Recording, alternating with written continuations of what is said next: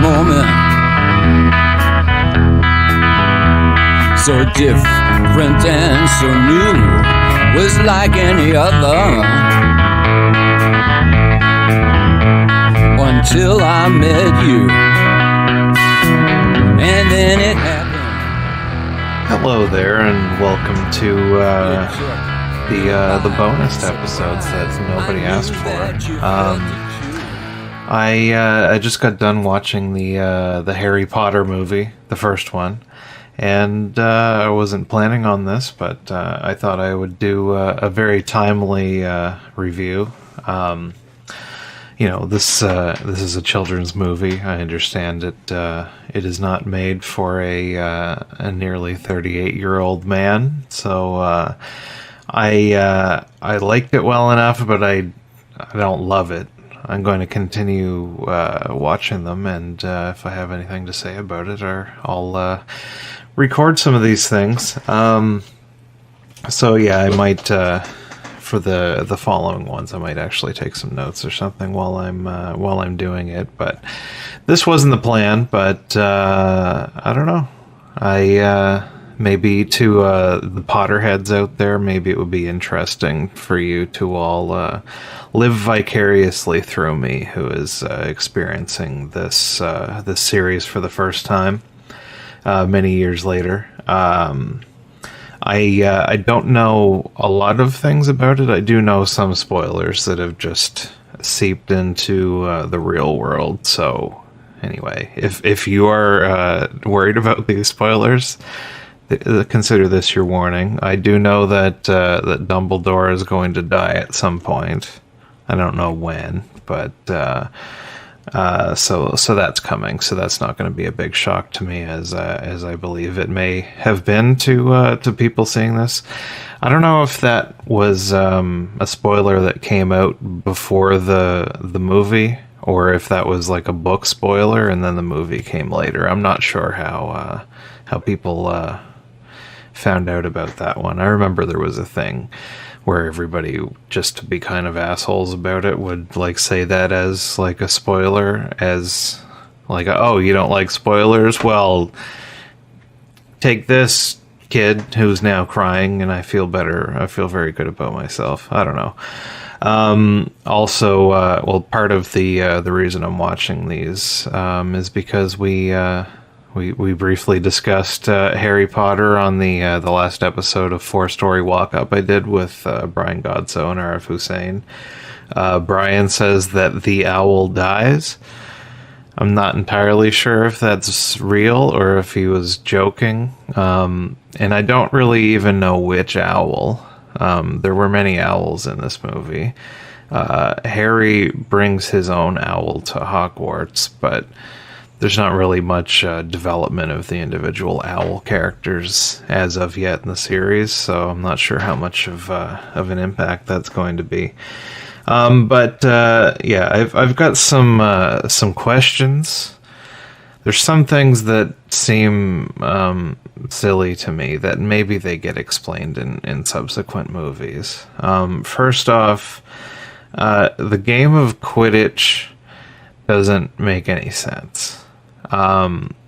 There seems to be two games going on at the same time. They've got the one game where they're trying to throw the big ball through the hoops, and there's another one where the Seekers, which Harry Potter gets recruited to be the youngest ever Seeker on the illustrious Quidditch team. There's just one of them on each team that's going after this little, I forget what they're called. It is a little gold ball with wings that's buzzing around. It's very hard to see, and it's very hard to catch. So I think they get like 10 points for throwing the ball through the hoop, but it's like 150 points if you catch the little gold buzzer thing with wings. So really, it doesn't matter what anybody else is doing. If I'm sure there are many games of Quidditch played where neither Seeker catches the little gold one, in which case the winner would be whoever scored the most hoops, I guess. I'm not sure how you talk about it, but like, the two things are completely separate. The rest of the team has no part, really, in whether or not the Seeker finds the little gold thing. So I don't understand why they don't just have a separate game of just, like, the one-on-one chasing after the little gold dealie, and then a separate game of the throwing the bigger one in through the loops. There's also, like, a medium ball, and they hit it with bats or something. That part of the game has not been explained yet. Maybe they'll get more into the intricacies of Quidditch in further movies. But I feel like they should have one game where it's like a team sport, and they're trying to get the ball through the hoop. That was compelling. It's basically like air hockey. Or soccer, I guess. But like when Harry Potter catches the little gold thing and wins the game, everybody's cheering, but like it wasn't a team effort. And it doesn't, all that other stuff that was happening that they kept showing, and there was the kid from Slytherin with the bad teeth that got mad because somebody was playing the game properly and blocked one of his shots, so just... And then he gets revenge. Like, none of that stuff mattered at all. Slytherin could have just dominated the throwing the ball through the hoops thing, and then Harry Potter would have just rolled in on his first game and snatched the little gold deal and negated the entire rest of the game. So that's gotta have an impact on the rest of the players, because they really, nothing that they did mattered at all. If you've got a good Seeker, then who cares about anybody else? So that was weird. I'm hoping they get into the more of the rules of Quidditch, which I assume will happen in the other ones. Maybe it's just that I don't like sports, but you know, sports are... They've got rules that make sense, and I can appreciate them on an autistic level. But to actually watch it, I'm not so much. But this one's double annoying, because you know I don't like to watch sports, but also the rules don't make any sense. So that's weird. Another competition that was running throughout the movie was the points that all of the different houses were getting to win the house cup. And I don't think at any point in the movie did I ever give a shit who was going to win the house cup. Did anybody else care? Like, whenever somebody got points or was deducted points, was that for anybody in the audience? Was that ever like a oh man, they Gryffindor, they lost those points? That it just, I don't know how compelling that was to anybody, and I don't know if that's going to continue into the rest of them. But just the whole point system was just awarding it, and it, you know, somewhat it's giving points for conformity and doing what you're told, but also when the good guys do something, then that's not doing what they're told, then they are rewarded. Which is odd. Usually, and I don't know how I feel about it. I feel like in the real world, yes, there is no clear black and white, good and bad. But usually in movies, especially kids' movies, they set up like you follow the rules, and you know, usually breaking the rules gets like the thing done, but that's usually not immediately acknowledged by the authority figures in the movie. But pretty much like almost every time they, like Harry Potter, when he was recruited to be the Seeker, that was because the jerk kid, Malfoy something, I forget, I think that's his name, steals the other kid's little ball that turns red when you forgot something, which also that wasn't explained. I don't know if that comes back in later. And like Harry Potter, you know, flies his broom in front of the lady's office, who I thought that she was bringing the other kid to get like his broken wrist taken care of, but she's just hanging out in her office reading a book. Normally in these movies, like, she'd be mad at Harry, like, you renegade, you need to do what you're told. I said no flying. But immediately she's like, oh, well, you did the exact opposite of what I told you to do, but you'd be really good at this dumb sport that we have. But anyway, back to the House Cup. There wasn't even really a prize other than like a pat on the back. I guess they changed the hanging banners in the food hall, but everybody seemed very invested in the movie, in the House Cup. But I myself was not invested. I didn't care who won. I remember in my Bible camp days, they used to pit the different cabins against each other, which again is just a tool that adults use on stupid kids to keep them in line, because it's not always a compelling argument that don't do this because they'll make you a bad boy, but they will say like, do this thing that we want you to and you will be rewarded. It's more of a positive reinforcement thing, which I guess isn't it works both ways. I guess you deduct points too. But anyway, I think at least in Bible camp, when they used to pit cabin versus cabin or boys versus girls or whatever, there was some reward. I think you might have got some free canteen money at the end of the week to get some chocolate bars. I remember it being a big deal that the best behaved cabin we all used to line up cabin by cabin in single file outside, and then everybody was excited to be the cabin that got to go in for the meal first before everybody else. It was very exciting, but there was some reward. The House Cup, other than for them to say, you guys did it, there didn't seem to really be any award. I'm almost certain that the different houses will get explained a bit more as the series goes on. The different houses weren't very well elaborated, I guess, in this first movie, but I know that it's a thing because I see people on Facebook all the time, or just Harry Potter nerds in general, just proudly proclaiming like which house they are in.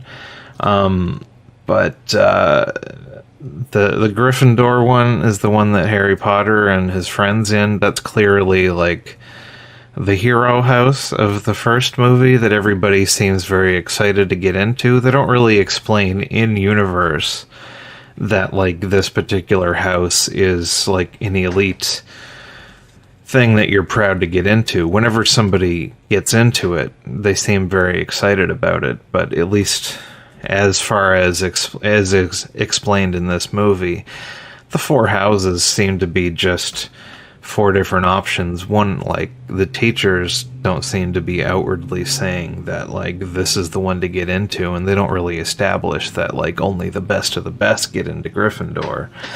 And then the two other, Ravenclaw and Hufflepuff, are two of the other houses. They don't really explain what exactly the personality is of a person that gets picked for those houses. Oh yeah, there's the weird witch hat that sits on these children's heads and makes a decision for them as to which house they belong into. So I assume there's some underlying reasoning, like this kind of a wizard is a good fit for this one. But that's like streaming, where they talk about in the education system now, where that's a bad thing that when they decide like at a certain point, well, this kid is not taking the academic route, so we're going to teach him to have some valuable skills like plumbing, and that's a great tragedy that they don't get to waste $100,000 at university. So I assume they're going to get into more what the criteria is for each of the houses. And then Slytherin House, which seems to be the asshole club. It's like, oh, this kid's a little Aryan fuckface, so he's probably in Slytherin house, like the Malfoy. He's the child nemesis, which, the way these things usually go, he probably redeems himself and ends up being a valuable ally down the road. That's my prediction. But I don't understand why they've got a house of sociopaths.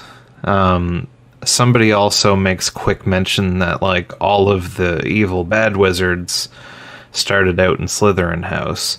So that seems strange that they're taking a group of sociopaths and training them to use their magic better and just hoping that they don't become evil.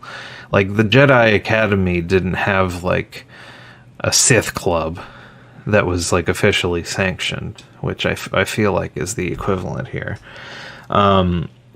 Yeah, they're kind of cartoonishly villainous, which I don't. If that's really what they are, I don't know why. What's the school? Hogwarts wants to have, like, the evil team. I'm not sure what they get out of that. Maybe that's explained later. But the leader of the asshole house was Snape, the late great Alan Rickman, who is set up to be, like, we assume that he's the bad guy, the secret bad guy. Harry's, like, scar itches when he sees him for the first time. And he's the leader of the sociopath house, and he's also kind of an asshole himself. So the whole movie, I was thinking, like, if somebody is gonna try to be, like, a spy for the evil bad guy, I guess, like Saruman, I think that's his name, whoever Christopher Lee was in Lord of the Rings, you should probably try to blend in better. If you're gonna be the secret bad guy, maybe don't be the biggest asshole in the school who's in charge of the biggest asshole club of the school. And at one point halfway through, I'm like, this is ridiculous. And like, he's so over the top, obvious bad guy that it kind of has to be a red herring. And I found out that was the true. So Snape wasn't the true bad guy, but that reveal wasn't terribly satisfying either. It just turns out that it was the kind of the wienery, the other one that always seems scared. But, as far as movie tropes go, usually I'm surprised that in that last scene we didn't see Snape in there and looking like he was doing bad, but he ended up saving the day in the long run, which I'm sure that probably happens in another movie. But the reveal of, I don't even remember the guy who ended up being the real bad guy. Like the teacher guy, not the what's his name, Voldemort, who was living on the back of his head. So yeah, that guy, I don't even remember his name. That didn't feel like a very satisfying twist. And yeah, speaking of Voldemort living on the back of his head, very rough CGI in this movie. It is from 2001. At the time, it was probably very impressive, but it looked like a video game. Lots of the CGI was very cartoony. The what's he called? What's the fuck? I forget what the centaur guy in the woods. He was awful looking. Yeah, and Voldemort on the back of the other guy's head was bad. I can't think of what else, but I'm sure there was lots of questionable video game, like PlayStation 3 level video game stuff, which that makes sense. What else do we got? So I did scramble down some notes after I was done just to shape stuff. I thought it was very disappointing that Harry Potter himself doesn't really have much of an arc in this movie. As like that hero character that's just been plucked out of the real world and found out that he was special and that he's got powers. I never really got the sense that Harry Potter really had to really try very hard to do anything. He didn't really have anything to overcome. It just seems he was automatically superstar, awesome wizard, and so you get to come to this school, but you never see Harry Potter like practicing or like struggling to get something right. He doesn't do any studying. Like they almost set up like, hey, you got to stop looking in that mirror, Harry Potter. But then he's never really given an opportunity where, well, I can look in the mirror or I can go save my friends. Like that seems to be usually the way that kind of a storyline goes. But nope.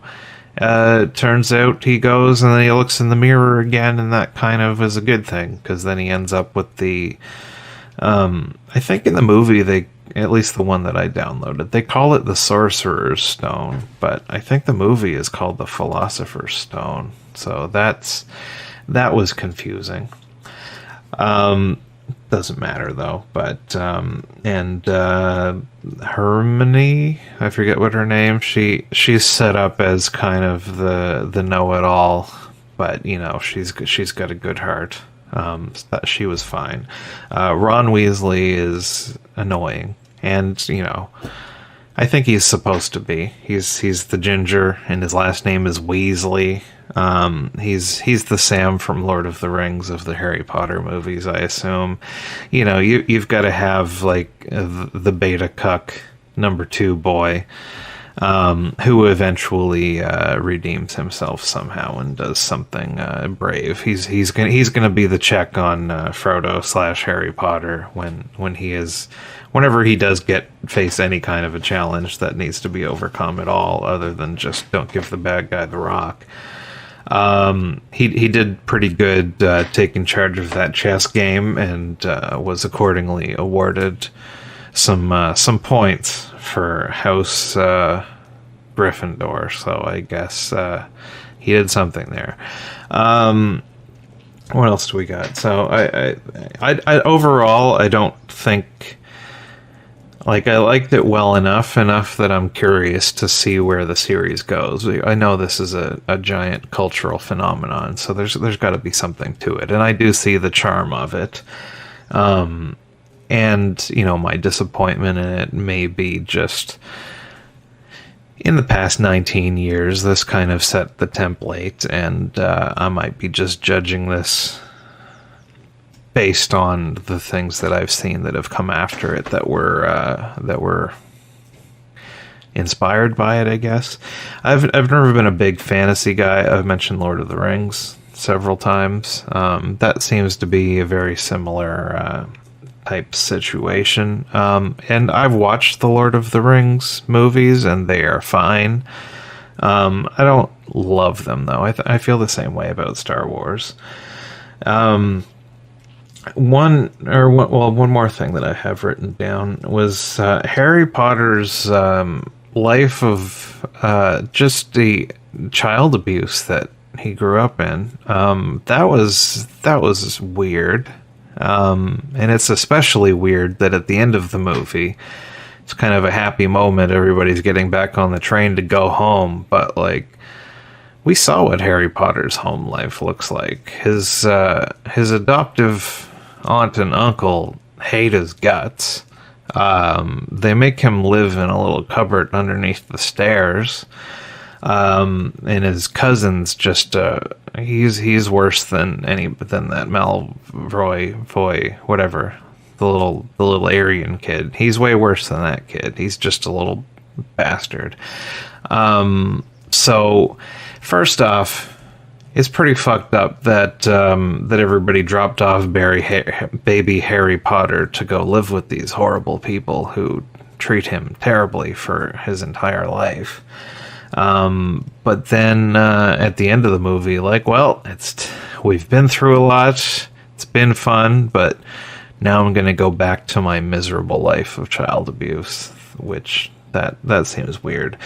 I'm going to make a guess that in the first scene of the next movie, Harry Potter gets home and they act like jerks, and he murders his whole family. That's what should happen, at least. I don't know if it will or not. We'll watch the next movie tomorrow, maybe. So I watched I think what I downloaded was the extended version, which was a monster 159 minutes.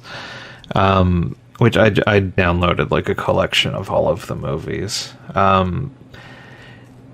Being as tepid as I am on fantasy stuff, and this is a children's film series, if I was going to pick one or the other, I probably would have picked the regular version, but I looked online after I watched it just to see what the difference was, because I'm picturing, I don't know how many or if any, if I've seen any of them, but like the extended Lord of the Rings movies add a significant amount of content and whole different story arcs.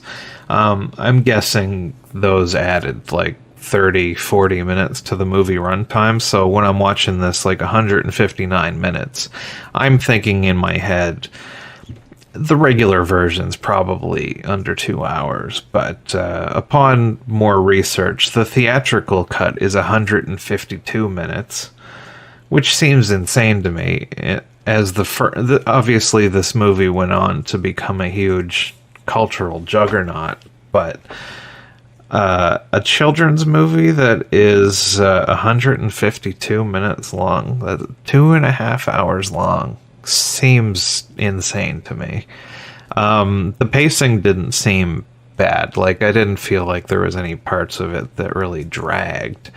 But 152 minutes for a first movie, which again, like I said, it's not really terribly satisfying as a standalone movie. It's very obviously setting up a lot of stuff that is going to be worked out later on, but even 152 minutes is crazy. So I guess the difference of 7 minutes, I might as well get the whole picture. If there was a 2-hour cut of this movie, I probably would have been better off watching that. But I looked up to see what the different scenes were, and some of them are better than others. The first one, there's a scene where it shows Harry Potter's awful aunt dyeing his awful cousin's old school uniform for him to wear next year, which is kind of a pointless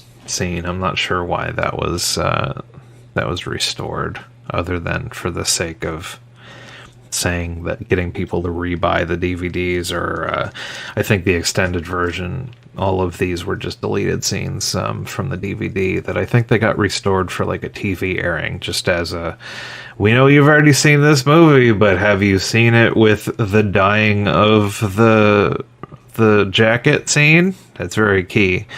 Another scene that was in the extended that wasn't in the theatrical was, there's a whole thing with Hogwarts trying to deliver a letter to Harry Potter to invite him to come to the school, but the evil aunt and uncle keep taking them away and ripping them up and burning them in the fireplace.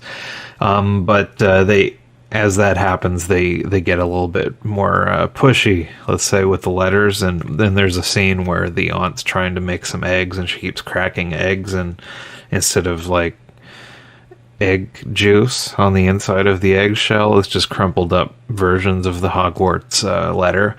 That was a good scene. That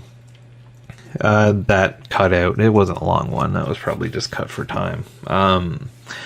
Another scene, they said Hagrid, the big hairy fat guy, talks about his love of dragons on the train, which, in the context of the movie, seems like it's pretty important, unless they trim other stuff later that refers back to it. But the whole way that Hagrid was bamboozled into telling the bad guy how to put the three-headed dog asleep.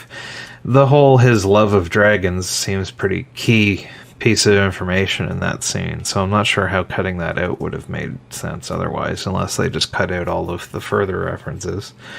There was an extended Snape potion class, which I'm not exactly sure what parts of that were cut out. The having used to have been a teacher, watching TV shows and movies of like classes is always really weird because like these people are terrible teachers.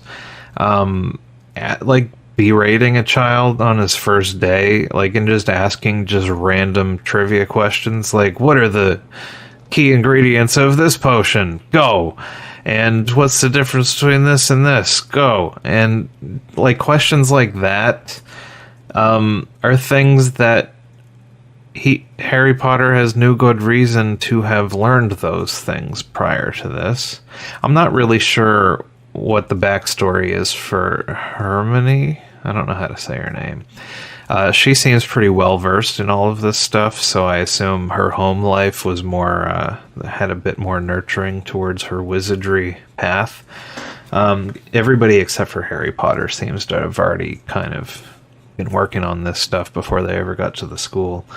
But it's always funny in TV shows where like the teachers like, and they're just basically asking like very base level stupid information like, and this is the name of the person who did that, who is it? And then somebody raises their hand and they say the answer, or like, what year did this happen? And somebody raises their hand. Like, is that really a valuable skill to just regurgitate back trivia about history or whatever?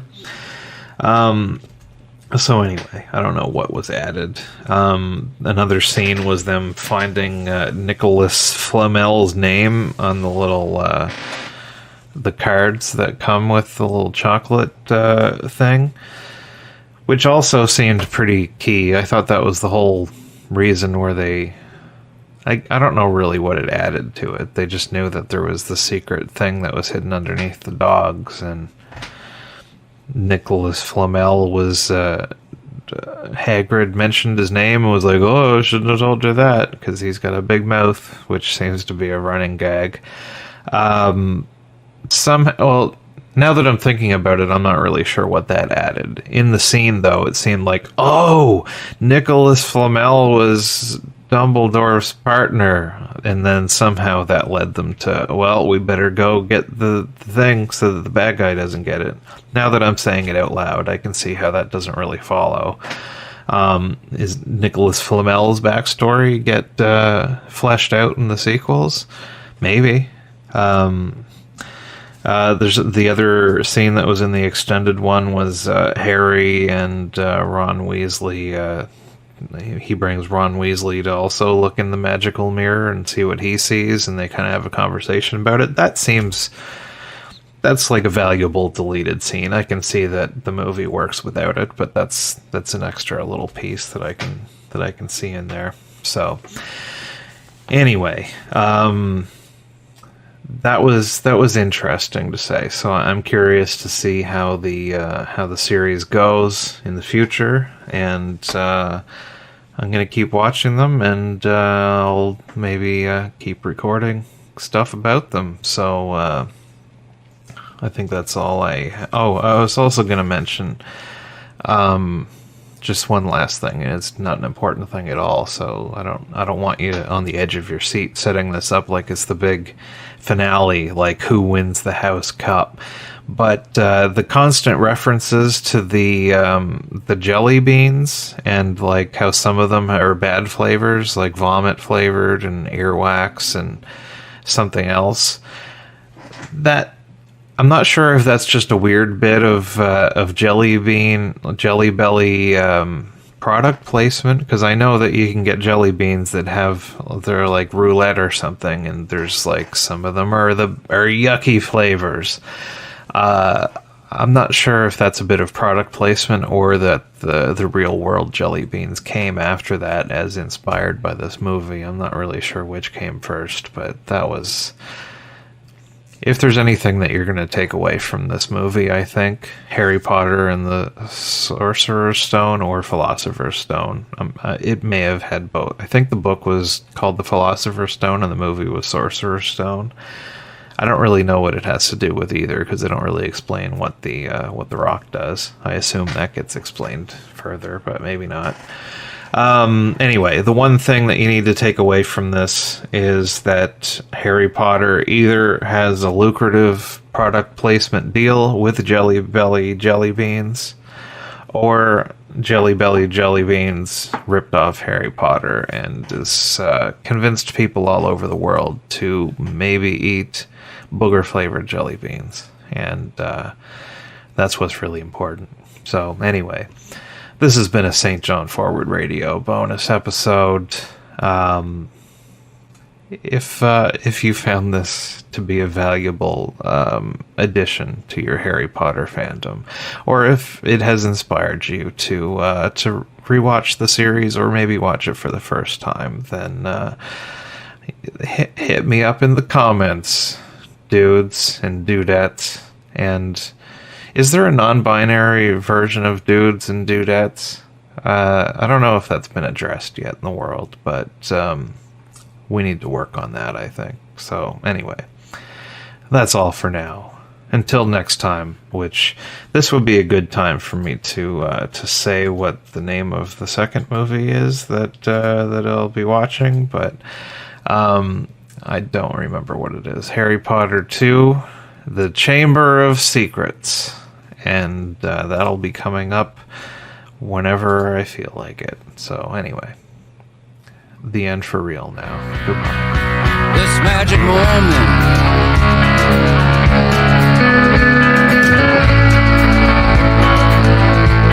sweeter than wine, softer than a summer's night.